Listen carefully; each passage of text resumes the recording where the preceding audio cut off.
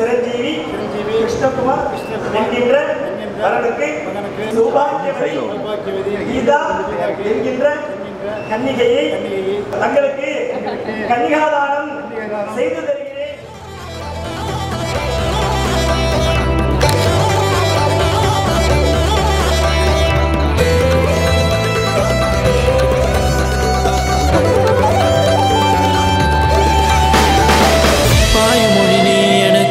பார்க்கும் விழி நான் உனக்கு, தோயமுது நீ எனக்கு, தும்பியடி நான் உனக்கு.